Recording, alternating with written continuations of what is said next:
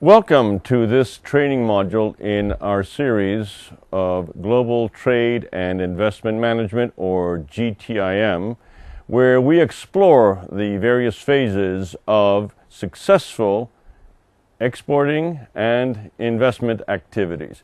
Today, we are going to be focusing on one area, which is going to be in the area of the export process. And within that, we're going to look very closely at how you prepare to even consider yourself as being ready for exporting.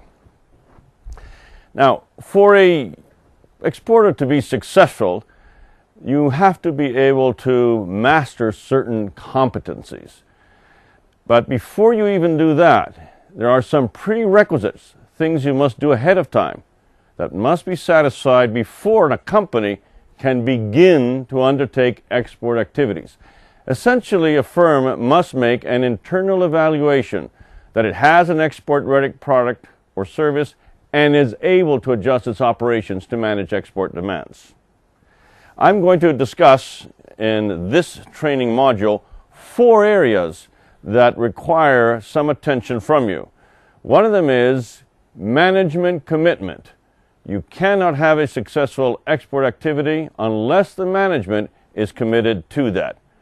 Secondly, the product that you wish to export, it must be a competitive product. You must make sure it meets the quality standards expected of your export market and that the price is competitive.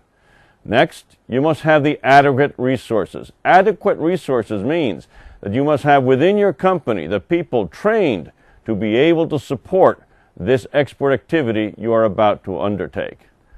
Last, you should be very, very conscious of marketing methods that will make your product in the market where you intend to sell be able to do so successfully. That requires a number of techniques for you to understand the potential for the market and then to The first item I want to cover for you and with you in this tutorial on the export process, particularly talking about being prepared, is management commitment. Motivated management is the primary key to export success. As they say in the United States, where there's a will, there's a way. You have to ask yourself, has your management reached this point? Do you, as a manager, foresee exports contributing to sound, specific company goals? The exports must be part of your company plan. Do you want foreign sales to be more significant facet of your business? Is this something you do only part-time, when you have excess inventory, or is this going to be something you will do as a primary and significant activity? And now, something you really have to think about. Are you willing to wait 2 to 4 times longer for you to develop your new export business compared with domestic selling? That is why we are doing these tutorials, to tell you about all of the details you need to master. It does take time. You must be prepared to spend it. If you're not sure, you might try a low-risk, go-slow approach to test the waters and build more confidence in your export potential. In other words, there are ways of starting small with very little risk, so you can learn and become more confident. But you must be prepared to make the management commitment. You have to perhaps adapt your product to the market where you wish to sell. There are a number of items that you can look at in more detail with some of the collateral material we're preparing, and here I'll just name them for you. First, government regulations. You have to realize that in any country you wish to export to, they have their own regulations. Some regulations protect the domestic industries, but since WTO, that's becoming less and less. You also have to comply with environmental controls. You have to make sure that you meet the standards of the country, especially in electrical. So those are things that you must take into account when you're talking about government regulations. Geography and climate. Remember, not every country has the same conditions that you do. Some are cold, some are warm, some are humid, some are dry. All of these affect the way people look at the products and services that they're about to procure. Customer preference. This is very important. depending on the country where you wish to export. United States, France, Algeria, Japan. You have to be very careful about religious preferences and how they use their leisure time, because that will help you adjust your product to that particular country. Lastly, country economics.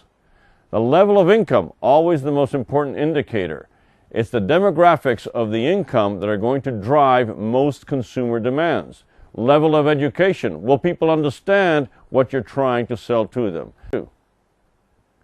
Engineering and redesign. As we said earlier, you have to adapt your product to the various conditions and markets.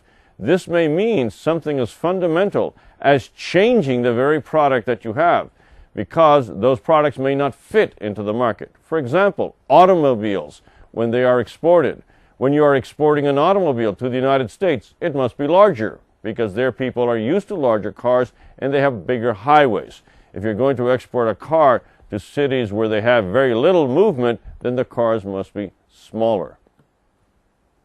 Branding, labeling, and packaging. You must be careful when you label that you meet all the local requirements. Some countries require that you give more information about the product or less. Some countries also, in their own culture, have colors that sometimes are associated with things like death or national flags. So you have to be careful in how you use those. Does the information on your product have all that the law requires regarding content and country? Installation. When you get into the higher, more sophisticated kinds of equipment, then you are required perhaps to have engineers in that country prepared not only to install, but to provide maintenance over time. Electrical engineering, power generation, airplanes are some examples. Warranties. In countries in the West, in the United States, in Europe, when people buy products, they expect that those products are guaranteed with warranties. Warranties mean that the consumer can be assured that the product will work the way that it is advertised. And if not, they are able to come back to the company and either get their money back or have the product repaired. This makes a very big difference competitively, and in developing countries, you must have it or your product will not be sold. Servicing. After the sale of a product, for example, if you have a consumer electronic equipment, a television, a plasma TV, those are items that cost the consumer a lot of money, and sometimes they're going to break down. If the warranty does not cover that, there must be a service component to do so. So if you're going to be exporting anything of value that needs at some point to be repaired, you have to arrange for servicing. Standards. Make sure that you meet with the standards of the country to whom you are shipping. Again, it has a lot to do with safety and quality, but it also does have to do with things as simple as dimensions. For example, in the United States, as you know, we have the old English system of measurement. Perhaps we're the only country in the world that has that, and it's very hard for Americans to understand what everybody else does, which is the metric system.